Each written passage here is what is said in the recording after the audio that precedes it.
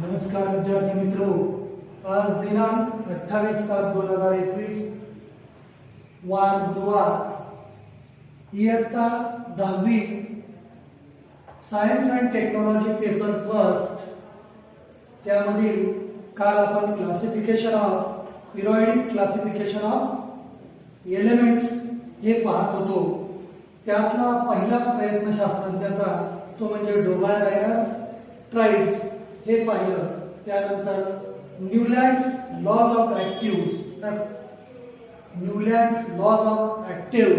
ऑक्टेव्ह्ज हे आपण या शास्त्रज्ञाने क्लासिफिकेशन ऑफ एलिमेंट्स कशा पद्धतीने केलं हे पाहूया. यामध्ये अगोदर आपल्याला आपल्या संगीतामधील जी अष्टक आहेत ती अष्टक आपण पेटीवर वाजवतो ती अष्टक कोणती ते पहा. डू यू नो, तुम्हाला माहित आहे, in the Indian music system there are 7 main notes. एकूण किती स्वर आहेत? 7 स्वर आहेत, सप्त स्वर आहेत. त्याला सप्तक असं आपण म्हणतो. आणि मेनली ती कोणते स्वर आहेत? नोट्स आहेत सा, रे, ग, म, प, ध, नी. 1 2 3 4 5 6 7. आता ही संगीतातील 7 सप्तक आहेत and there collection is called सप्तक. या कलेक्शनला सप्तक असं म्हणतात. The frequency of the notes goes on increasing. या नोट्सची फ्रिक्वेन्सी सुरुवातीपासून पुढे पुढे अशी वाढत जाते. The frequency of the notes goes on increasing from सा टू नी.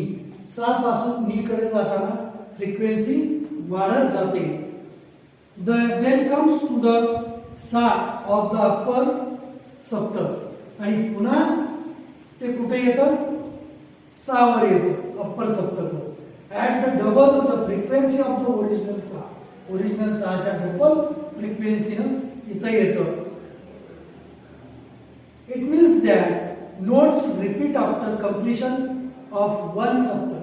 ह्या नोट्स हे स्वर सप्तक संपल्यानंतर पुन्हा सुरुवातीपासून सुरू होतो. म्हणजे it means that notes repeat after completion of one सप्तक द 7 नोट्स इन द. म्हणजे हेच सप्तक संपल्यानंतर पुन्हा ते डबल फ्रिक्वेन्सीनं रिपीट होतो. त्याचप्रमाणे या न्यूलँड्स या शास्त्रज्ञाने त्याचा लॉज ऑफ ऑक्टेव्ह्ज याची मांडणी केली. तो लॉज ऑफ ऑक्टेव्ह्ज काय आहे तर या संगीतातील अष्टकाप्रमाणे पहा. The English scientist John Newlands correlated the atomic masses of elements to their properties in a different way. त्यानं atomic masses आणि त्या एलिमेंटच्या प्रॉपर्टीनुसार त्यानं वेगवेगळ्या पद्धतीनं या एलिमेंट्सची मांडणी करायला सुरुवात केली. In the year 1866 Newlands arranged the element known at that time. मग 1866 मध्ये Newlands arranged the elements known at that time.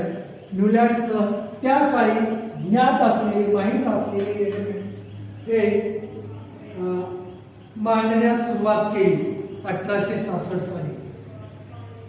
त्या काळी ज्ञात असले. In and increasing order of their atomic masses. आणि त्याने मांडणी कशी केली? in an increasing atomic masses of the element. Newlands arranged the elements known at that time. त्या काळी ज्ञात असलेली एलिमेंट त्याने मांडायला सुरुवात केली. कशी? in an increasing order of their atomic masses. त्याच्या ॲटॉमिक मासेस हे इन्क्रीजिंग ऑर्डर म्हणजे सुरुवातीला कमी ॲटॉमिक मास असलेला पुन्हा त्याच्यापेक्षा जास्त असं increasing order of atomic masses यानुसार त्यानं एलिमेंटची अरेंजमेंट करायला सुरुवात केली. It started with the lightest element hydrogen. त्यानं हलकं मूलद्रव्य हायड्रोजन पासून सुरुवात केली and ended up with thorium. आणि त्यानं शेवट कुठे केला? थोरियम या ठिकाणी शेवट केला. He found that every 8 elements had properties similar to those of the first. आणि मग अशी त्यानं मांडणी केली असता प्रत्येक मूलद्रव्यापासून 8वं मूलद्रव्य जे आहे, कोणत्याही मूलद्रव्यापासून 8वं मूलद्रव्य मोजायला सुरुवात केली तर ती एकाखाली एक येतात आणि त्यांच्या प्रॉपर्टीज ह्या काय येतात? सिमिलर येतात. आपण पाहूया या म्युझिकल नोट्स.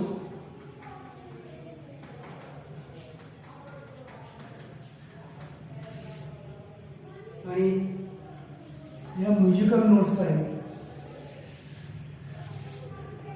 आणि इथं एलिमेंट्स कुठून सुरुवात झाली तर हलकं मूलद्रव्य H,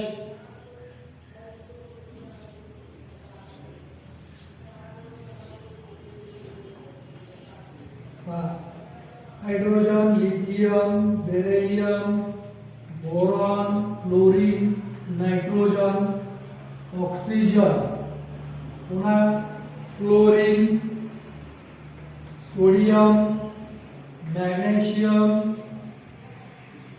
aluminium, silicon, phosphorus, sulphur. Next fluorine, potassium, calcium, chromium, titanium, manganese आणि फेरस. हे पहा, आपण एवढीच घेऊया. तर पहा त्यांनी काय केलं, जसं इन्क्रीजिंग फ्रिक्वेन्सी ऑर्डर मध्ये जसं आपलं सप्तक असतं सा रे ग म प ध नी, त्याप्रमाणे त्यानं काय केलं, हे जे एलिमेंट्स आहेत हायड्रोजन टू लिथियम पर्यंतचे जे एलिमेंट्स आहेत हे एलिमेंट्स त्या काळी त्याला जेवढे ज्ञात होते तेवढे एलिमेंट्स त्यानं ॲटॉमिक मासेसच्या चढत्या क्रमाने, याचा कमी, याचा जास्त, त्याच्यापेक्षा याचा जास्त, याच्यापेक्षा त्याचा जास्त, पुढच्याचा त्याच्यापेक्षा जास्त, पुढचा मागच्याच्या पेक्षा जास्त, असं. आणि पुन्हा इकडून मग ते चढत्या क्रमाने ॲटॉमिक मासेसच्या चढत्या क्रमाने यांची मांडणी केली असता प्रत्येक एलिमेंट पासून, आता हायड्रोजन पासून मोजू 1 2 3 4 5 6 7 आणि हे 8वं मूलद्रव्य त्या हायड्रोजनच्या खाली आलं.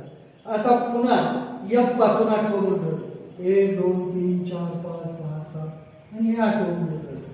हे 8वं मूलद्रव्य एकाखाली एक येतात आणि यांच्या प्रॉपर्टीज काय असतात? सिमिलर असतात.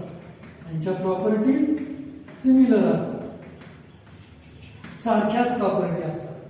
मग याला न्यूलँड्सने काय केलं, अँड बाय म्युझिकल सप्तक he decides the arrangement of elements in a increasing order of the atomic masses. atomic massesच्या चढत्या क्रमाने अगोदर एलिमेंट्स मांडणी केली त्याची आणि त्याला असं आढळून आलं की प्रत्येक मूलद्रव्यापासून 8वं मूलद्रव्य जे आहे ते 8वं मूलद्रव्य त्याच्या खाली येतं आणि पुन्हा याच्यापासून 8वं परत त्याच्या खाली आलं की 8वं मूलद्रव्य, त्याच्या हायड्रोजन पासून 8वं मूलद्रव्य, फ्लोरीन पासून 8वं मूलद्रव्य, क्लोरीन, अशी एकाखाली एक एलिमेंट्स जी येतात त्यांच्या प्रॉपर्टीज काय आहेत? सिमिलर. मग असं आहे.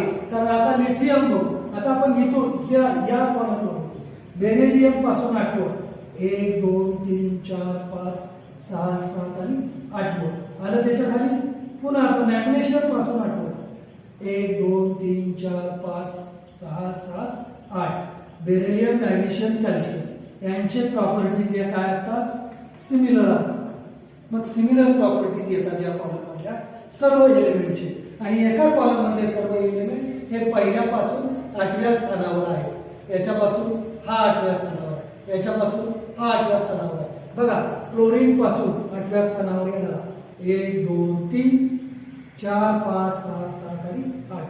1 2 3 4 5 6 7 8वं मूलद्रव्य क्लोरीनच्या खाली. ह्याच्यापासून 8वं 1 2 3 4 5 6 7 आणि 8.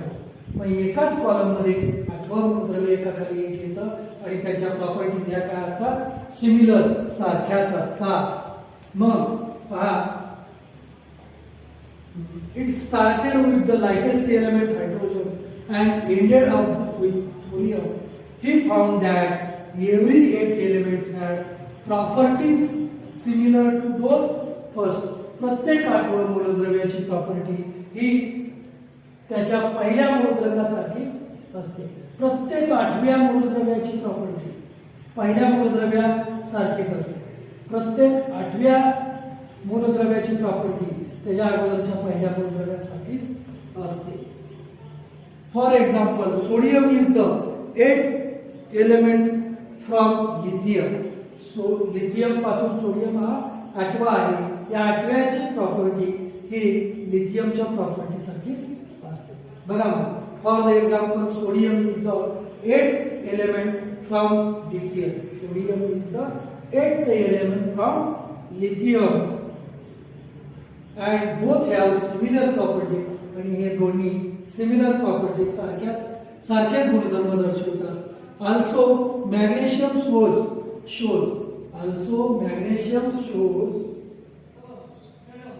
similarity to beryllium.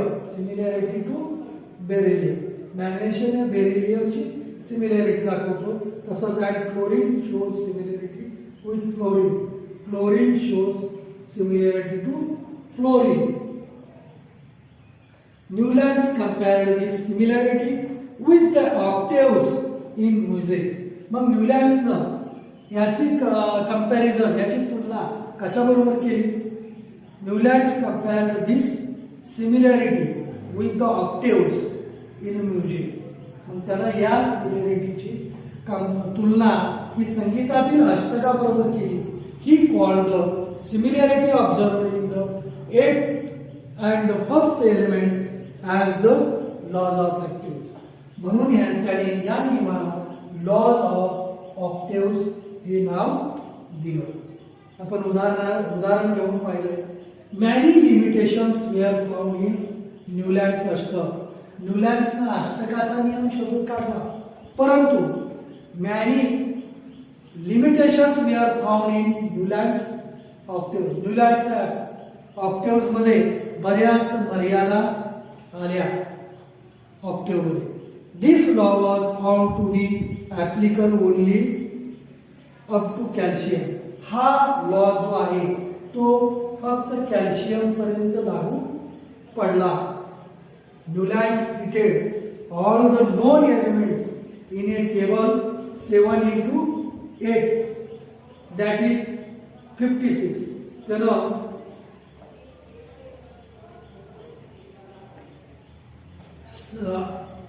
7 अशा आडव्या 8 ओळीपर्यंत त्यानं काय केलं, ज्ञात असलेले एलिमेंट्स मांडले. म्हणजे 8×7 एलिमेंट्स बॉक्सेस मध्ये मांडले.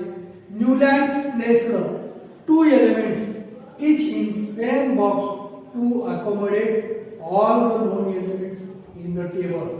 मग न्यूलँड्सने काय केलं, Newland placed 2 elements each in some boxes.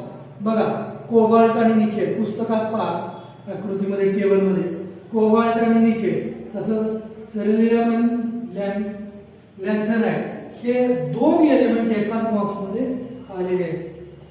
All the known elements in the table. For example, cobalt and nickel, Ce and Al. Moreover, he placed some element with different properties under the same note in the octaves. आणि काही ठिकाणी different properties element एका खाली एक column मध्ये आले. For example, Newlands placed the metals cobalt and nickel under the note डो और 7